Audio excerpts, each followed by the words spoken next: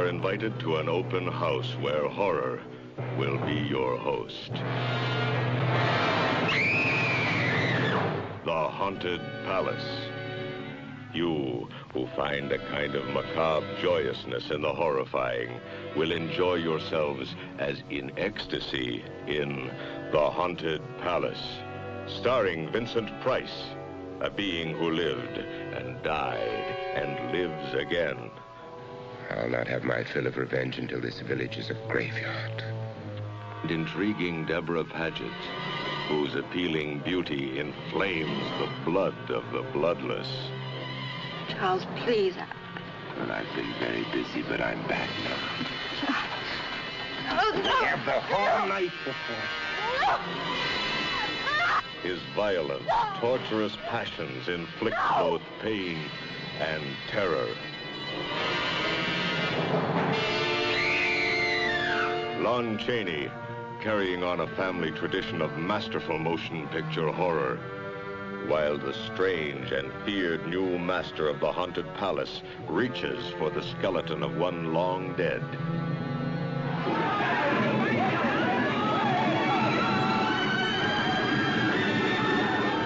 You see? He's taken her mind, her soul, just like the others. Really, this is outrageous. Let's talk about it.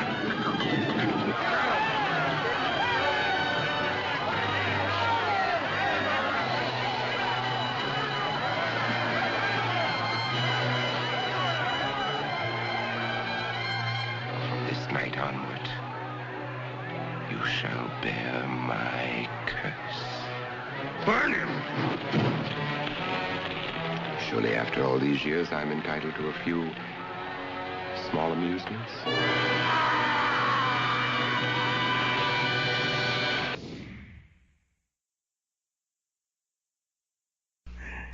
Hey, but at least you didn't live in a haunted palace. Oh God, no. Although I wouldn't mind having Lon Chaney do some of my my bidding. Now you know Lovecraft. You're a fan of Lovecraft. Yeah. How close is this to the case of Charles Dexter Ward, which is based on?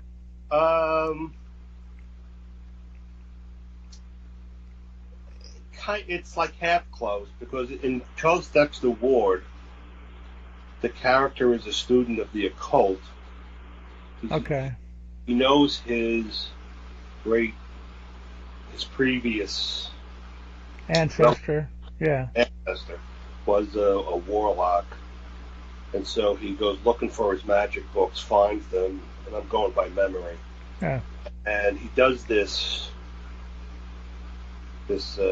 spell, incantation, whatever, and I don't think he realizes that he's trying to call up the ancestor, and what the spell does is allows the ancestor to take over his body.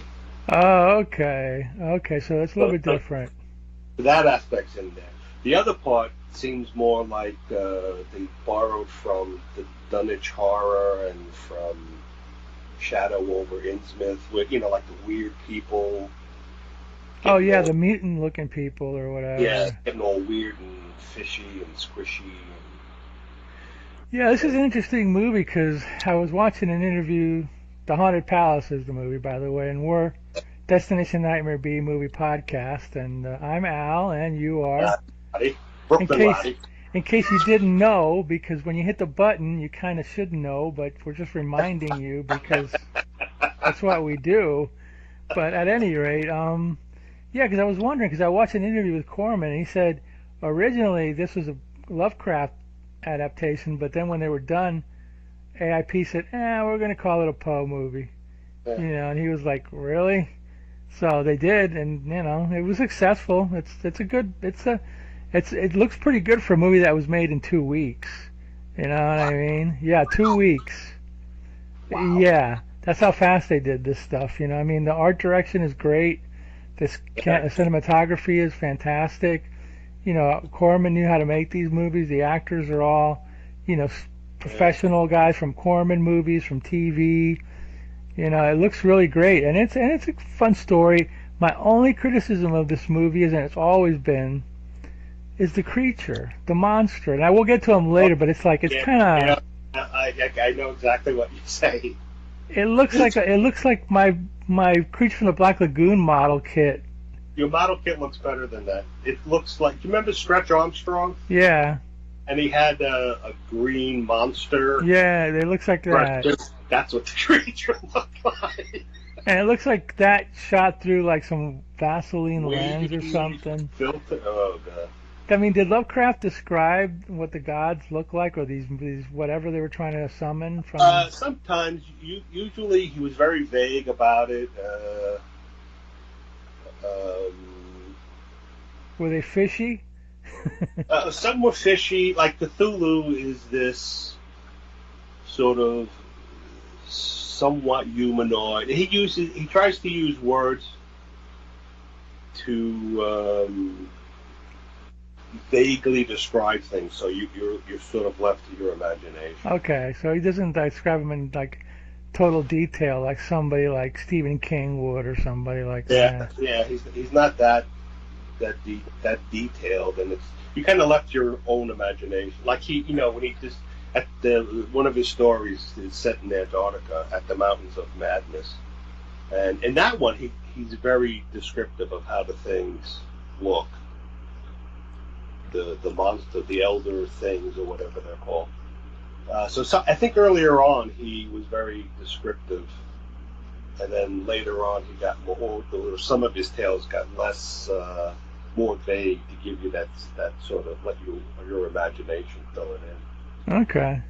Yeah, I mean, everything in the movie was really well done until that. Yeah, that was It's a letdown, they cheaped out on that, but it's, what are you going to do? AIP was a cheap company. They were making movies in 2 weeks. They did the best they could. They did a decent movie, so I'm not going to complain, but, that was a big letdown. At any rate, this is another one of the Vincent Price movies. He's pretty good in this, he's pretty milquetoast when he's like, Charles Dexter Ward, and then he does his evil bit when he becomes Joseph Kerwin, something Kerwin, William Kerwin, or whatever his name was. I don't know, the warlock from back in the old days. And I don't know if you noticed this, but like the two helpers, Lon Chaney Jr. and I forget the other guy. Oh yeah, the other guy, yeah. Greenish makeup on them. I know they did, yeah. And whenever Vincent Price, Charles Dexter Ward, he gets greenish makeup, doesn't he? Yeah, they changed the makeup to make him look more green and sickly. Gaunt and sickly. Yeah, that's right. Yeah, that was a pretty cool effect. That was a good that was a good practical effect. Yeah, basically just like, greenish makeup or something, let's make him look. Yeah, I noticed it on Lon and the other guy more so than Vincent Price, but at the last shot of him, he does have that greenish gaunt look to him. It's like, oh, okay. And that was another weird thing at the end. But anyway, we'll get to it when we get there. But Vincent Price is in it. Yeah. His wife is played by Deborah Paget, which I didn't know this was her last movie. Really? Yeah, this was the last movie she made. She just quit the business. She started like in 1948. This was 63, so she only had, 16, 17, 18 years in the business or something like that. She did westerns, epics. And Ten Commandments. She was in Ten Commandments. Yeah, she was in westerns. Yeah. She was also in another Poe movie, Tales of Terror, which was like an anthology tale. Anthology. So that was pretty good. She's always good. She's very beautiful. She seemed to be a lot younger than Vincent Price, but maybe not. I don't know. But she seemed to be a lot younger than him. He looked pretty ripe. Yeah, she looked like she was in her 30s. He looked like he was pushing 60 or whatever, but that's okay, whatever. So there's that, and then there's who else was in this movie? The big burly Towns guy. That's Leo Gordon, who was in a lot of television and Corman movies. He was in a lot of westerns. He usually played the loudmouth rancher. That's right. He's got that deep voice. Or just some bad guy, or some punk, not punk, but usually somewhat established, who was always at odds with the hero of the Western. Yeah, yeah, yeah. And it had Elijah Cook. Elijah Cook was in almost in every film noir movie there was, Right. I think almost every AIP movie. I know he was in House on Haunted Hill. Yes. He was cool in that one. Elijah Cook Jr. Yeah. The Doctor was an actor called Frank Maxwell, who's in like tons of television shows. Yeah, there's an actor, Murray Abraham or something. Murray Hamilton. Yeah, Murray Hamilton. And there's a joke because I belong to some page, and the joke is everybody calls him Uncle Murray because he's been in like just about every movie there is, and he's worked with just about every actor. And this guy Maxwell, I think, is the same. I've seen him in so many TV shows. I looked him up on IMDb. Almost everything he did was TV. Oh, really? I could have sworn. Wasn't he in... He was in a few movies, yeah, but a lot, mostly television. Wow, no kidding. Oh, maybe that's why I noticed. That's why you remember his face. Yeah, and his voice. He's got a distinctive voice, too. So, yeah, he was in that. There were other Corman regulars in it, but Barbara Morris was the wife of Leo Gordon. She was only in one scene, but she gets credit at the beginning. But she was a Corman regular, and I guess there was a few others, but it looks exactly like a Poe movie, So I can understand why they wanted to put it in the series, I also think at that time, was it 1963? I don't think Lovecraft was as well known as Poe. No. So they probably figured, well, we want to get people in the seats, so they're going to know Lovecraft. What is this? Who the hell is that? Poe. Oh, I remember him. Yeah. They did do the color of Die Monster Die a couple of years later. The Color Out of Space. AIP did that. So they kind of said, okay, well, use. They didn't credit him though.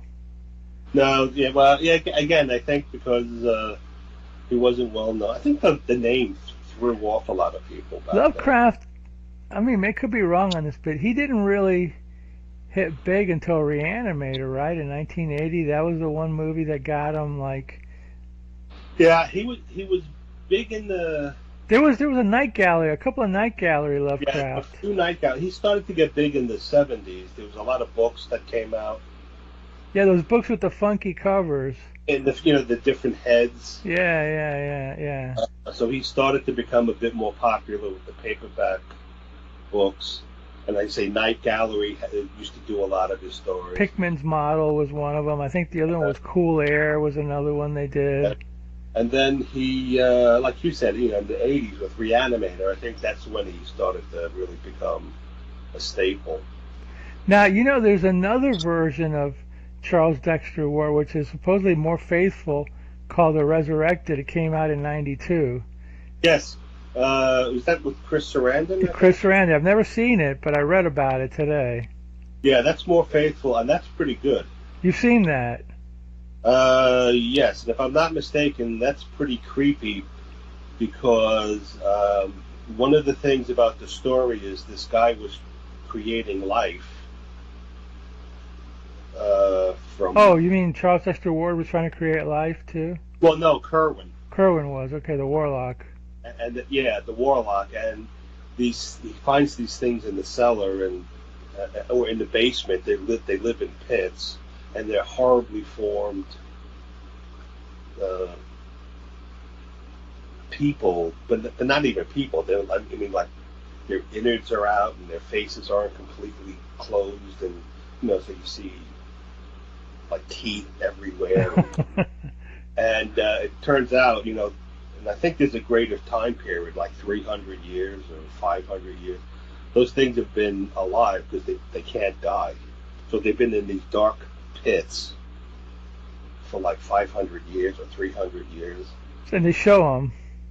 Yeah, you see a couple of them. It's one of those like shock scenes where somebody turns around with a flashlight and there's this thing going, whoa. But yeah, that was much more faithful to the book. And there were a couple of ones. There's another one where they find a subterranean world and this guy's they're his relatives, and it turns out just over the years, they just started living in the ground, and it became like ghouls. And because they kill people, and they also dig they dig underneath cemeteries to get the bodies and eat them. And because he's of the same family, but he's normal looking, they don't kill him and eat him, but they sort of bring him down into the world. And damn, I wish I could remember the name of the movie. That was another movie. It was a more modern movie, maybe. Like it was a more modern movie. It's done around the same time period as The Resurrected. Early '90s. Okay. Yeah, or late '80s. What the hell? Damn, I wish I could remember the damn name of it. Yeah, I didn't know, but was it credited to Lovecraft, or was it? Yeah, that was credited to Lovecraft. Was it like Shadow over Innsmouth or something like that, or? No, Shadow over Innsmouth is more fish people. These were ghouls. Okay. Well, people who turned into ghouls. Yeah, I never. I'll find the name and. Yeah. Okay. Because it's a cool movie. You know, some of the later, and there's also a very faithful version of The Call of Cthulhu on YouTube. And it's done like a 1920s movie, it's done in black and white, it's almost I think it's done like a silent movie. And for the monster Cthulhu, they have like a stop motion puppet, like it would be like it was if Harryhausen. No, Willis O'Brien, instead of doing King Kong, he did The Call of Cthulhu. It's that kind of. It's on YouTube, huh? It's a fan-made thing? Yeah, it's a fan thing. I'll have to find that, too. Because that was pretty cool. That gave it a lot of creepiness because, back then they didn't show everything. A lot of it was left to your imagination. Oh, okay, cool. I'll have to check it out. Yeah. So had you seen this, The Haunted Palace, before? Yeah, I saw it black and white. It's beautifully colored. I never knew how beautiful it was in color, and the color also really enhances the mood effect, especially when you see Vincent Price go back and forth from Ward to Kerwin. And but yeah, I saw it when I was a little kid, and that scene where they're in the street and the weird deformed people are slowly closing in on them. That creeped me out. Yeah, of course. Yeah, they're pretty. In fact, they were scarier than the monster. I know. That makeup was scarier than the monster. Yeah, I know. That's always been the biggest letdown of this movie. Yeah. Not to say that you shouldn't watch it, but because of that. But just telling you, you know what I mean? Yeah. That's the problem with modern movies and the old movies. The old movies were great for creepiness and atmosphere, but the monsters kind of let you down a lot of times. Yeah. The new movies, the monsters are great and everything, but the story itself and the atmosphere and all that, it's just not there. Yeah, it's just gory. I think the perfect horror movie for a modern era would be Alien. The first Alien. Yeah, sure, yeah. Because they had a really cool looking monster. The story was captivating. You didn't really see a lot of blood and gore.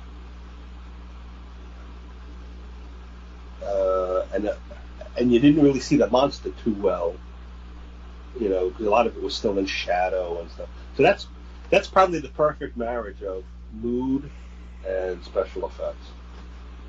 Yeah, I would think that would be. I can't think of any other right now, but I would say that would be one of the best ones because it had enough. The effects were good and it was kind of creepy, but it was gross too because it had the chest bursting scene or whatever. But and supposedly, I think we talked about this before. The actors didn't know. Right, they didn't know what was going to happen, so it scared the hell out of them all. And all their reactions were real. Yeah. So, But at any rate, okay. So the Haunted Palace. Oh, it was also directed by Corman. It was adapted by Charles Beaumont, who was a well-known writer, like Richard Matheson type guy who wrote for Twilight Zone and the magazines. He died young, but he left enough short stories. He did that one episode of Twilight Zone called The Howling Man with John Carradine. That's a pretty good one. Yeah, that was a great one. Yeah. I think he might have done. Well, I can't.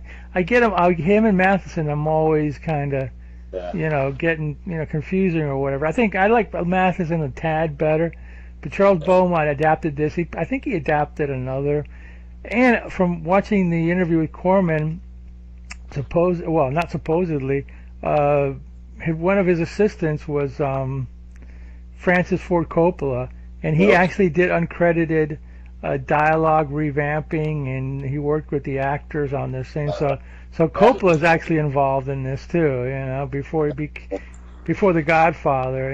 It's funny how The Godfather changed his life completely, because before that, I can't think of any other movie. I'm sure he did a few.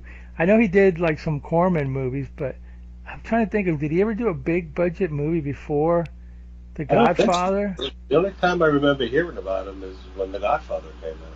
Because after there was A Conversation, and then Apocalypse Now, and Godfather 2 and all that.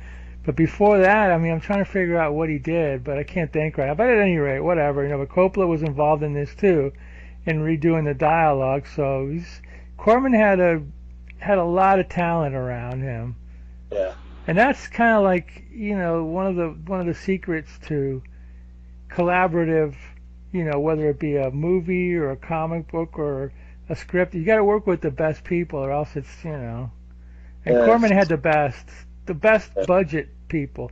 Floyd Crosby was a cameraman. He was David Crosby's father. He had done, like, I think he was the cinematographer on High Noon. So he had a lot of movies, and apparently, supposedly, he was blacklisted, which meant he had to go and work for AIP because the big studios weren't hiring him. So he did a bunch of these movies, and according to David Crosby in an interview that I watched, he said, "Hey, Roger Corman and AIP put food on the table, so no problem there." You know what I mean? So I think one of the reasons why Corman was so successful is he would get creative people in, but he wouldn't always have a big budget, and so they had to sort of improvise, and be even more creative to get the results they want.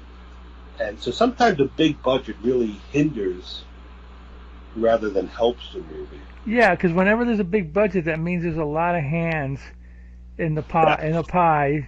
And they might want you to make changes and do things that you don't want to do. Whereas when you're a small budget, it's like, here's whatever, $100,000.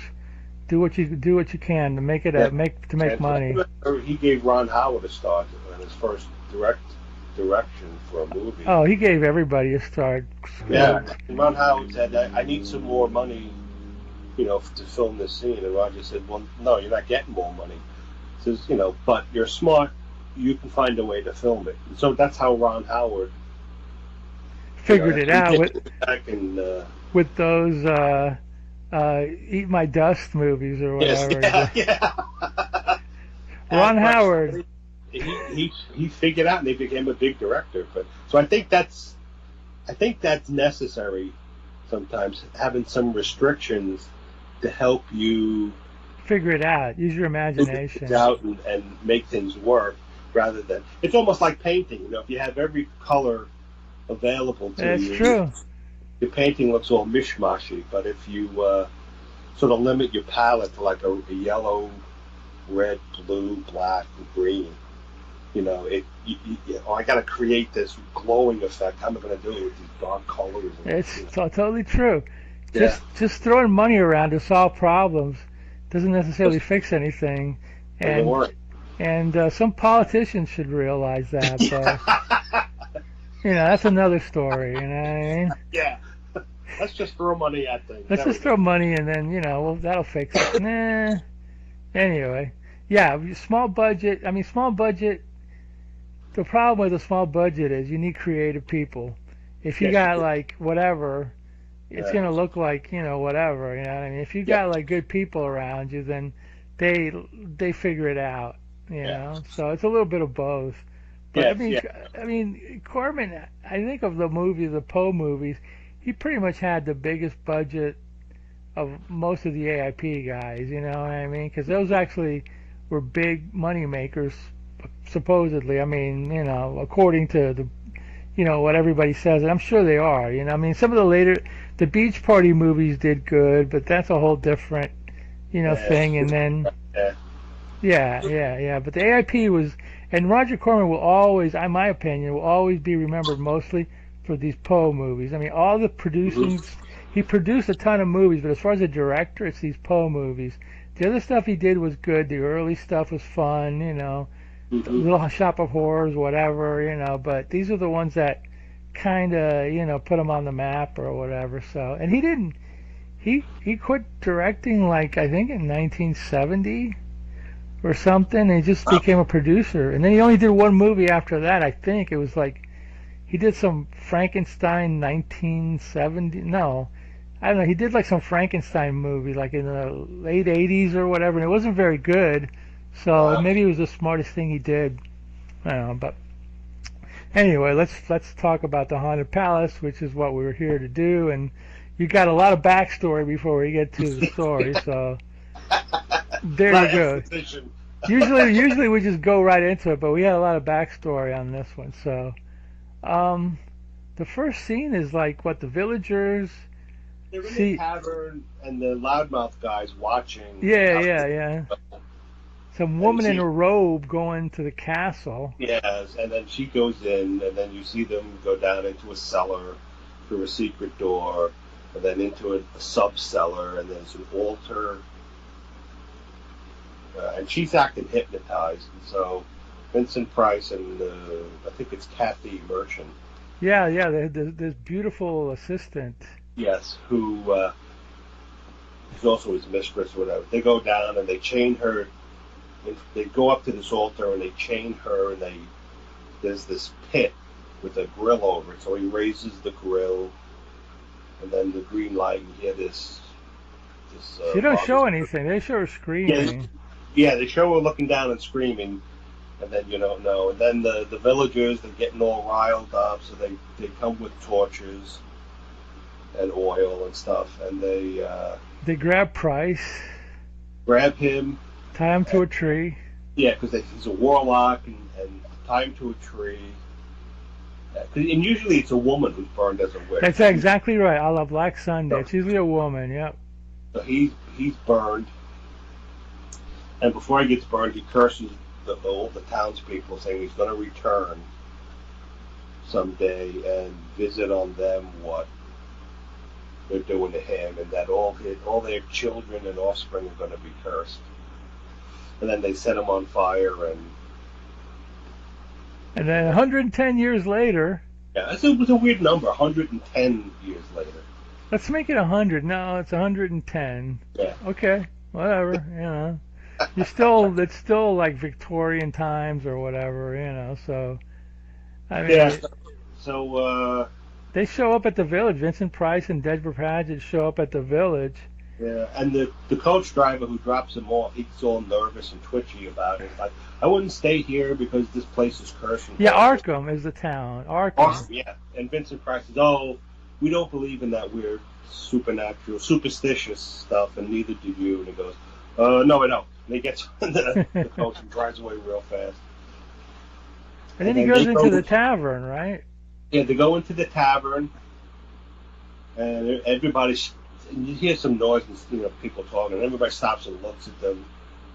So then Vincent Price and Deborah Paget walk up to the barman, and say, "Do you know where the old Kerwin house is?" And like, why do you want to know where that is? And he says, "Oh, because that's my house. I own it." He says, "Are you a Kerwin?" He says, "Oh, yeah, he inherited it, right? He inherited it. Yeah, he inherited it. And so, all the townspeople are giving him lip, and he's asking different people, and they're like, "I don't know where that is." And then the doctor steps up, who's Maxwell. Frank Maxwell, yeah. Frank Maxwell. They go, you're going down this river there, this road there, and to turn off, and he takes them outside and he shows them where the mansion is. And so they go off, and then the townspeople are angry at the doctor. Why are you helping him? You're one of us. And he goes, oh, you're all just superstitious. Yeah, well, we find out later, there's, whatever, but it seemed, I got the impression that Price just wanted, he didn't want to move there, he just wanted to see what he inherited, Yes, neither one of them wanted to live there. They were just looking at it to, I guess, fix it up and maybe sell it, because he just got the deed. Yeah. From it. 110 years later. Yeah. So they go into the house. Deborah Paget and Vincent Price, they find the place, and they're just looking around or whatever. It's all, it's a typical creepy Hollywood castle, which has these giant wide rooms, which no real castle has. Yeah. And they're looking around, and they go up to the bedroom, and he seems to know or be familiar with the place. And he sees the painting. He sees the painting and of Kerwin.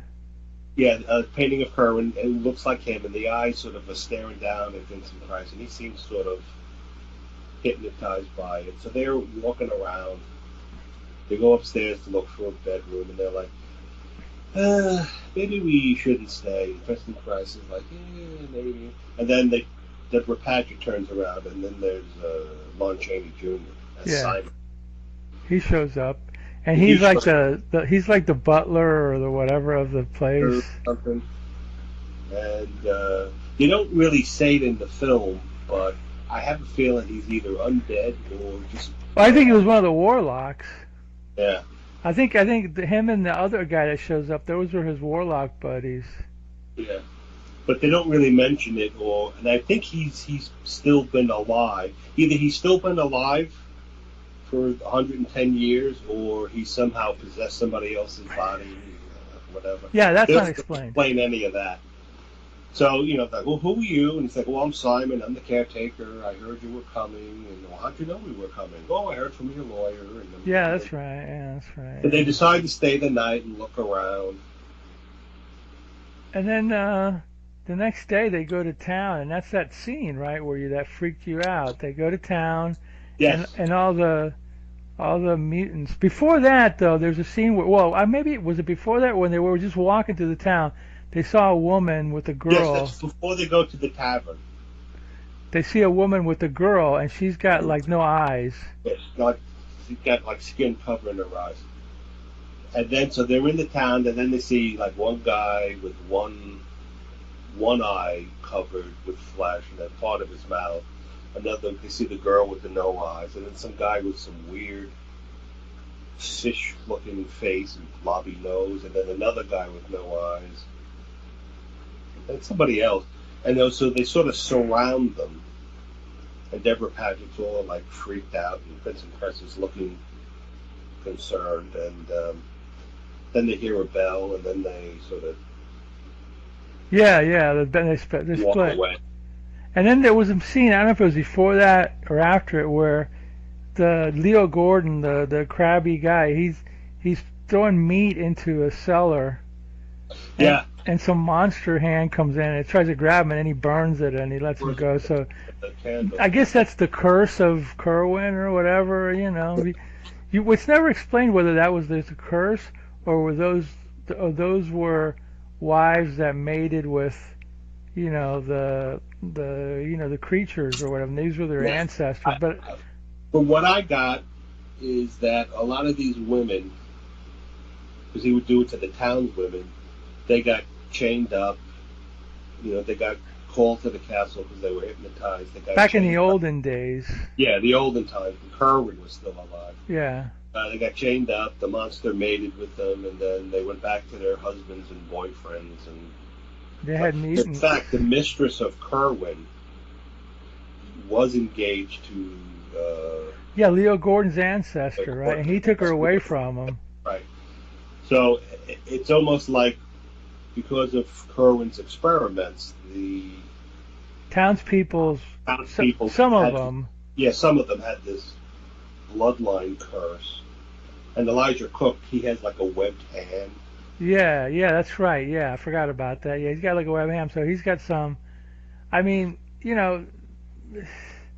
it's kind of like inbreeding in a way. You know what I mean? Yeah, because you could explain it from inbreeding, because apparently Arkham's a very small community, very, cloistered and not doesn't really deal a lot with the outside world. But and for this story, it's either a curse or the mating with the monsters, and these are the ancestors, whatever. So I guess the next scene, I think, is the doctor comes to the castle, right, and has dinner. Dinner with them, and he's explaining. They're like, well, who are these people? He says, oh, they're mutants. There's a lot of things that have to go right for to make a person, and their things didn't get formed correctly, and well, what's causing that? Says, I don't know. I don't have an answer. Some people say it's the curse, from Kerwin. I mean, with one of the elder gods like Cthulhu or Yog-Sothoth. Yeah, and the doctor's there, and he's like, well, are you guys going to stay, or, and he's like, the doctor's basically telling him, you should leave, Yes. Yeah, you should leave. And his stance is you need to leave because the townspeople are very superstitious, and they're going to blame you for a lot of things and visit violence on you. Yeah. So he's a little more rational. The townspeople want him to leave because they think he's Kerwin reincarnated. Yeah. So they're both, the doctor and the superstitious townspeople, they both want the same thing. They want Vincent Price to leave, but they're coming at it from different viewpoints, which is it's a genius way to tell the story. Right. Because you're kind of not. Well, you are sure, but you're not. Like, what's the cause of this? It does give you some ambiguity and yeah, because again, it could be inbreeding, but they're blaming it on Kerwin. It could be like, who knows, whatever. But so then later that night, Price is in bed with Deborah Paget. There's a big storm outside, and he goes out, and that's when he kind of really gets possessed by. Yeah, he's hearing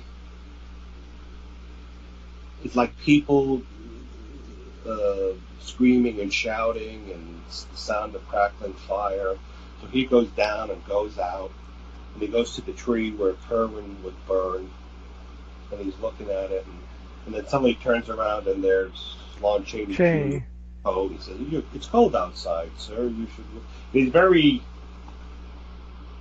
pleasant and servant-like. Yeah. So then Vincent Price goes in, and he's the doctor during the dinner time. The doctor told him about that supposedly Kerwin found a copy of the Necronomicon. That's right. The Necronomicon is involved in that this. Had secret incantations in it that can give a man absolute power. Like, okay. And so anyway, so Vincent Price, after he hears the sound of the townspeople and the burning of Kerwin, which is all for vocal noises and stuff. So he goes in and he lights a cigar. And he looks up at the poster, and then suddenly he turns around. And before that, his makeup was normal, so he looked sort of warm. He turned around, his makeup was kind of pale and greenish. And then Simon comes up to him and goes, "Joseph, you're here." And he goes, "Yes, it took me a while. Ward is very very strong." But and it turns out, from their dialogue, you find out that throughout the 110 years, other members of the Ward other descendants of Kerwin have come to the castle. And he's tried to possess them, but they weren't strong enough, and they couldn't do it. And he goes, this is, how long have I been out? 110 years, Master. 110 years. Oh, he's very strong. This will do. So then They try to revive. They dig up his old girlfriend. they dig up the old girlfriend, and they try to revive her, and they can't. Yeah, and they pull her out of the coffin. She's an old weathered. She looks like the mother from Psycho, actually. Yeah, she does. And, at first, he's doing incantations, and you see her sit up, and then she falls back down. And then there's this other guy with them. I guess he's the other. Yeah, the third warlock. He doesn't really introduce him. The other stooge. Yeah, the Lon Chaney's like, oh, it's been too long, Master. It's not nonsense. And meanwhile, Deborah Patchen's getting all freaked out, and she's hearing noises, and she goes looking for Price, and she can't find him. And they go through that little door.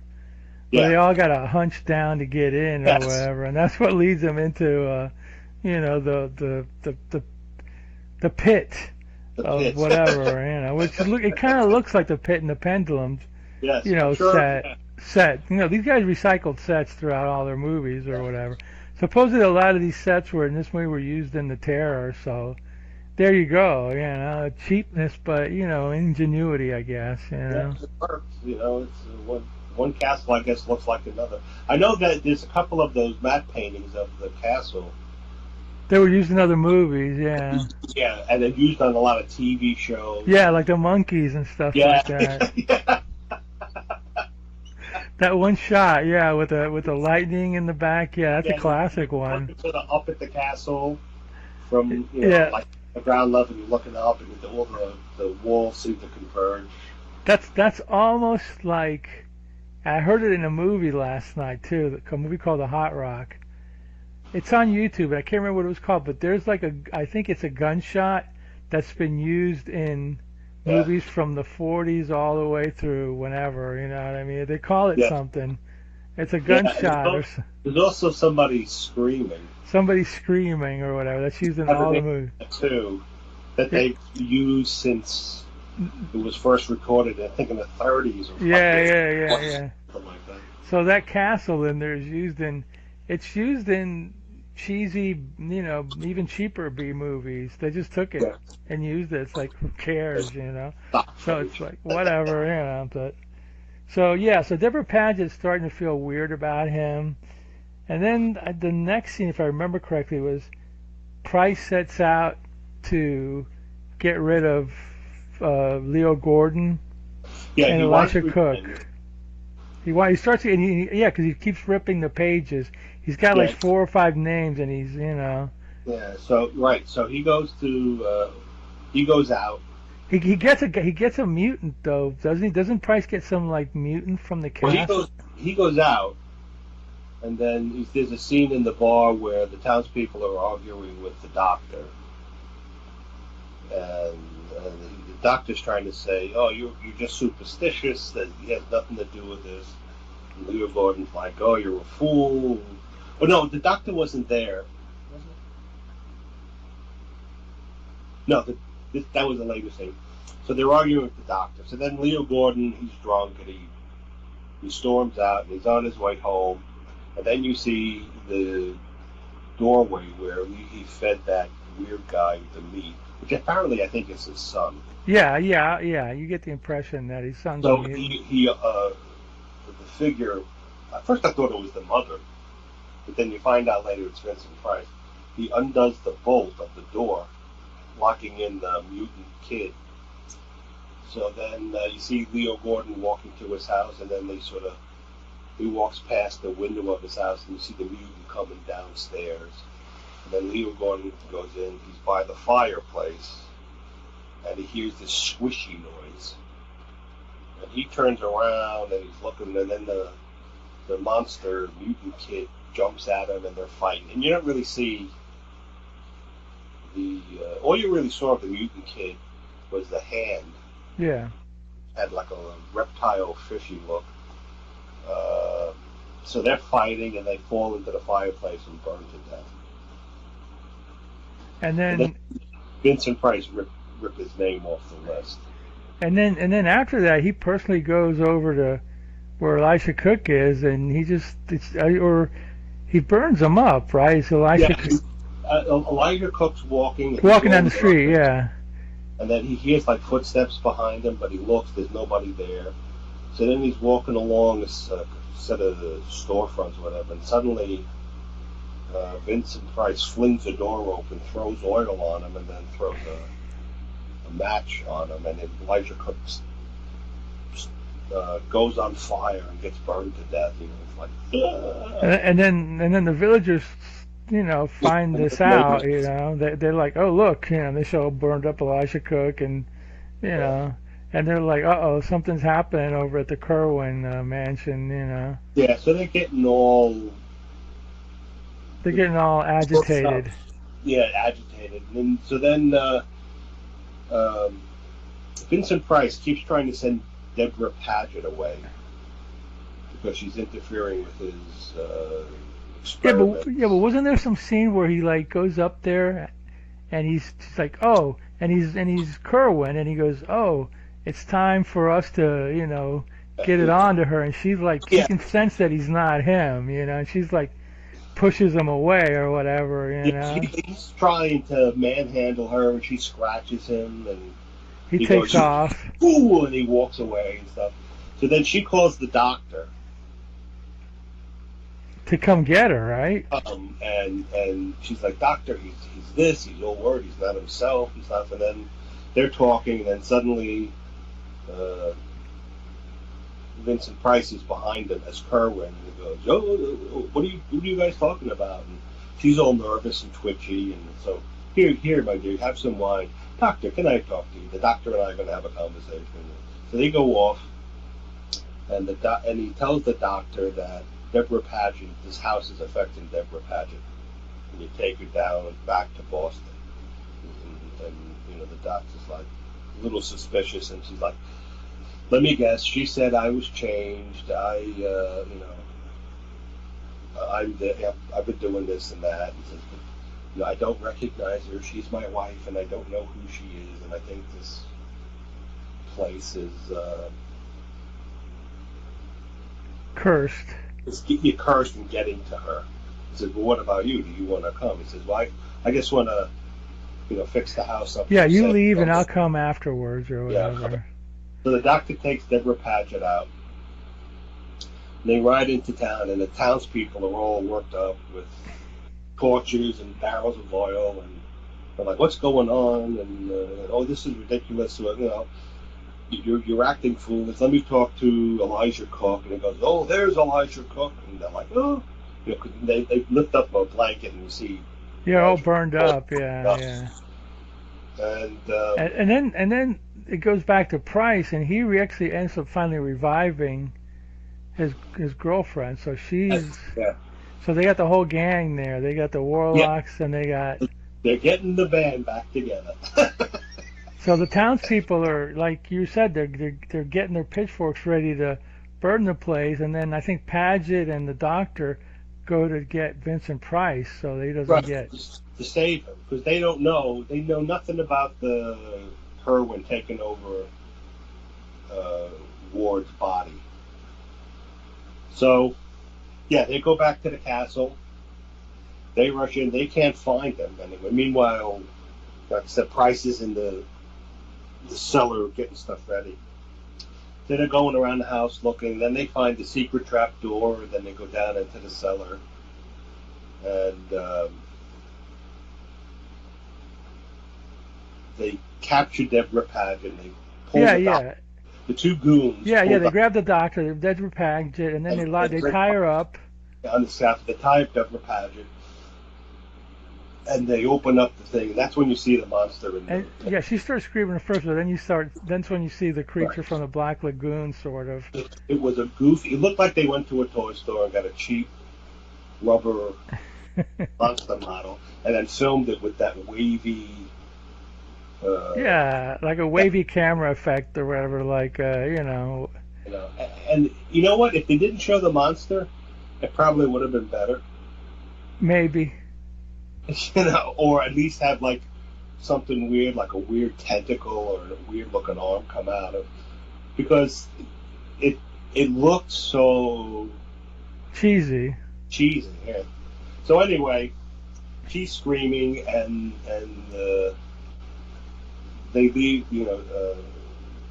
Vincent Price's Kerwin and his mistress that he got back from the dead. They go upstairs, and they're waiting for the monster to come out of the pit and have sex with Deborah Paget. Meanwhile, the townspeople come in. They break into the castle. They burn. They burn the house. They burn the cat. They burn the painting.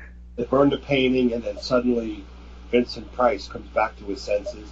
He runs down to save Deborah Paget.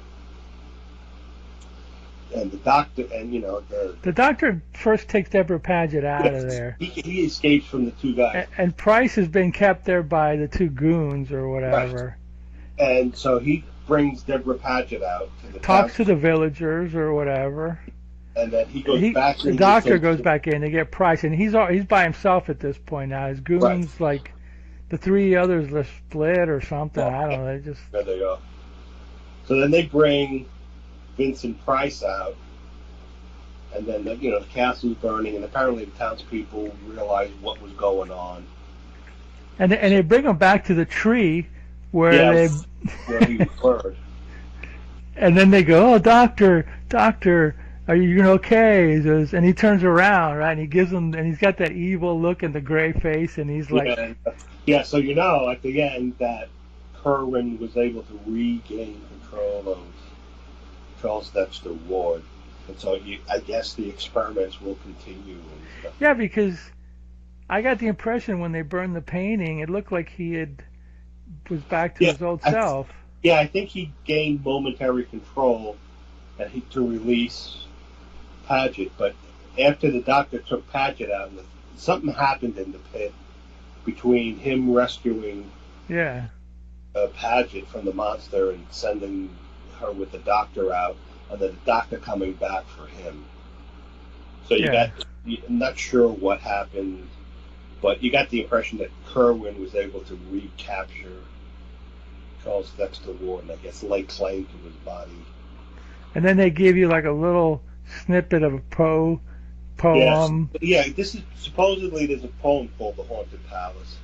And I think the last 4 lines they showed are the last 4 lines of the poem. And then the end. Yes, the end. So, I mean, a really good Poe movie, a Lovecraft movie, whatever. It's really a Lovecraft movie, but it feels like an Edgar Allan Poe movie, but it's a Lovecraft movie. I liked it. I've seen it before. I enjoyed it. Still enjoy it. The only letdown is the creature. The performances are great. Pretty good. It is. It's a good movie. It's a good monster movie for the time. The photography was great. Special effects were pretty good. And like you said, the only letdown was the monster. And I think either if they didn't show it or just showed part of it. Like a face or a claw or something. Yeah, just something's trying to climb out of the pit. And just leave the rest to your imagination. That would have been better. Yeah, probably better. But they were teasing the elder thing so much they had to show it. But if they would have thrown him a couple more bucks and said, "Look, get a better monster," maybe. But that's the way it goes. That's the way it is. It's not. It doesn't make me dislike the movie. It's just in my opinion, it's just like the biggest flaw in the movie. Yes. Yeah. So. Yeah, either cut those scenes out or go back and add some, change, like they did with the old series of Star Treks. They replaced them with new graphics. Yeah, people don't like that though, but I know what you mean. Yeah, something like that, and maybe make it less visible and more mysterious. Yeah, no, I just at this point, if you want to see the monsters, I guess you watch. The Resurrected or whatever, Yeah, that's true. That was a practical effect, and that was very well done. I like that. Yeah. That's a great movie, a really good B movie. Holds your attention. Again, Vincent Price is great. Yeah, he's doing Vincent Price thing. He's really good at playing the two different personalities. Yeah, so I mean, I enjoyed it. I think it's worth watching. It's not on YouTube. You're gonna have to buy it, or I don't even think you can stream it. Where did you find it at? I first found it on YouTube, but it was like a limited version. Yeah, I think it's filmed in letterbox. Yeah, it's widescreen. Had it in like a regular TV. So a lot of the on either edge, the scenes was cut. So I went back and I searched, and I found it on Daily Motion. I got to go on Daily Motion. I don't go on that website hardly. They had the whole movie there. Again, I watched it on my phone because I can't get Daily Motion on my TV. Okay. All right. Yeah, it was fine. So Daily Motion has the last movie you watched on Daily Motion too, didn't you? Not Man-Made Monster. Destructible Man. Indestructible, yeah. Oh, there you go. That was pretty cool. I had a DVD. I had a DVD, so I actually had a. I can't watch it anymore because I don't have the player. I actually bought it years ago for $5 on what do you call the big disc? Laser disc. Yeah. Wow. 30 years ago. Jeez. I remember, what was it? Camelot Music was getting rid of lasers. Remember Camelot Music? Oh my God. You remember that? They used to sell a lot of stuff for cut out. I bought some cool records there, but they had laser discs, and I bought The Haunted Palace and another movie, and then I bought The Oblong Box and another movie, and another one. I had 3 or 4 of them, and they were like $5. I didn't even have a player, but I said, hey, I don't have a DVD. Yeah, I don't even know DVDs. I guess they were still over now, but I don't even have a DVD of it. So I'll just get one of these. And then years later, a friend of mine, well, Mao, sold me his player for $5 because he was getting rid of it. So I watched a couple of them. Count Yorga, maybe The Haunted Palace, maybe The Oblong Box. But the quality's not that great, And I think what the problem was on some those Laserdiscs, because I never had more than that. Well, I had the Black Sunday and Black Sabbath, and that was actually pretty good, but they used the elements weren't great. They didn't remaster them. They were 16. Well, I don't know. They looked like 16 prints, but they might not have been. But it didn't look that great. It wasn't until when they came out on DVD that they actually looked a lot better. And I'm sure now on Blu-ray they look a hell of a lot better. And then 4K they'll look whatever better. I don't know, but yes. The Haunted Palace. I forget what the name of their movie was. Haunted Palace, 1963. 1963. Vincent Price. A good one. Check it out. I think it's just as good as. I like Pit and the Pendulum the best, and Mask of the Red Death, but it's right up there. It's worthwhile checking out. It's towards the end of the Poe run. I think he only did maybe 2 more. But again, it's not a Poe movie. It's a Lovecraft movie, but it looks like a Poe movie, so it's confusion, you know. But we both enjoyed it. We both say give it 2 thumbs up, and we move onward to the next classic movie, which I have no idea what we're going to watch. So we'll have to figure that out. Yeah, we'll have to figure it out. Maybe find something on YouTube, which is easier than.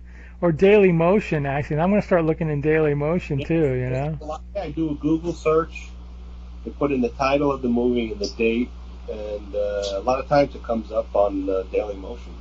All right. We'll do that. So, All right. Well, I am Al, and you are? And I am Roddy. And we've introduced ourselves for the second time, but, that's good. That's a good thing. Yep. And we'll be back in a couple of weeks. But in the meantime, we think that you all should watch more B-movies, B-movies, B-movies, Z-movies, Z-movies. You should watch the worst movies of all time, which, hey, maybe we'll do like a total stinker next time, like a horrid... That sounds good. The worst of the worst. I know them. I love them. I can't live without them. And I apologize in advance for making you have to watch it. Unless you want to. You can always say thumbs down, you know. You always have that option. So, oh well. All right, that's it. That's all, folks. The end. All right.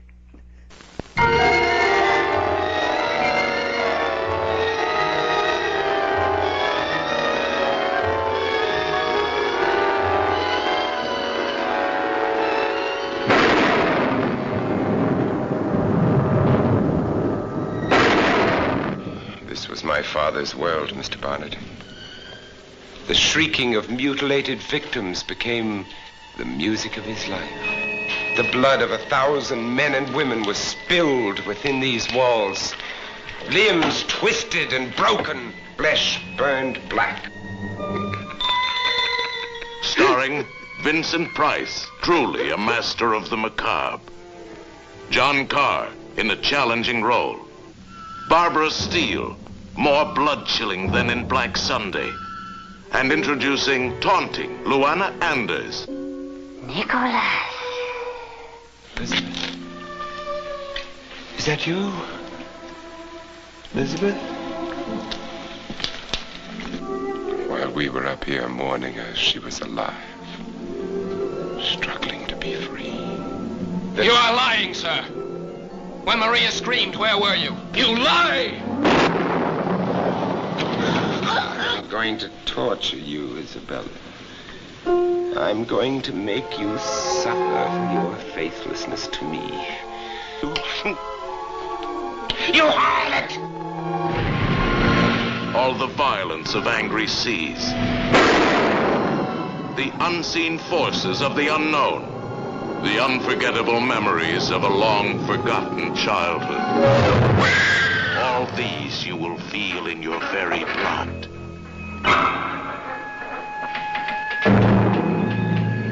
Do you know where you are, Bartholomew? You are about to enter hell.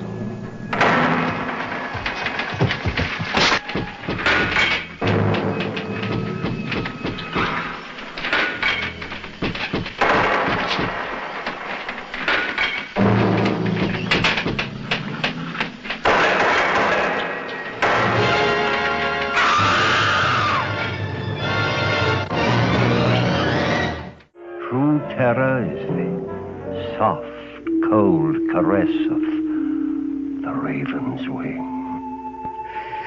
Ooh. Your hands are so cold. A woman whose desires transcend reality.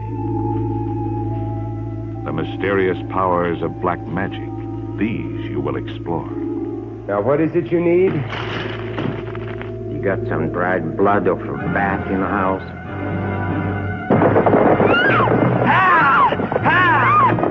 The raven will take you careening through the darkest of dangers, into the ominous mystery of a master magician's evil castle. Afraid, my dear? I offer you a choice.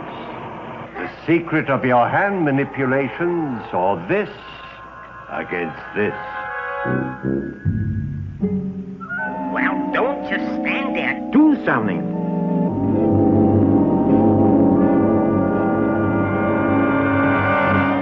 This is no answer. Very well, then. Adieu to the death.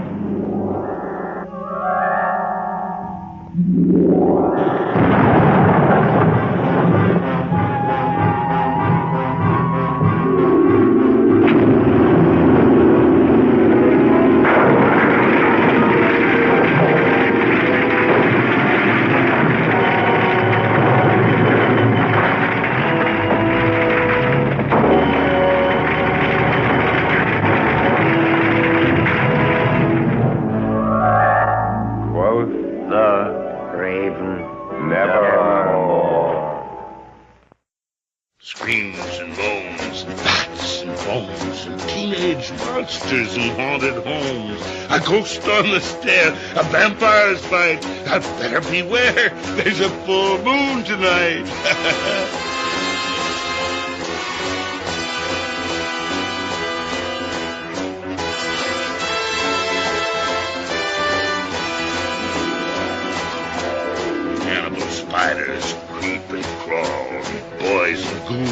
having a ball. Frankenstein, Dracula, and even the mummy are sure to end up in somebody's tummy.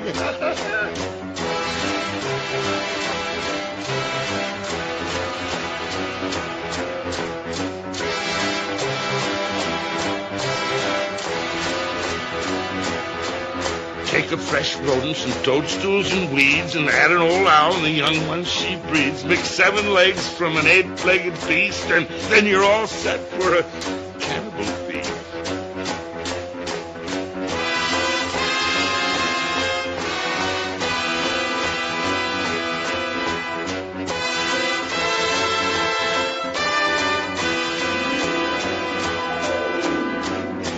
Sit round a fire with a cup of this brew, a fiend and a werewolf on each side of you. This cannibal orgy is strange to behold and the maddest story ever told.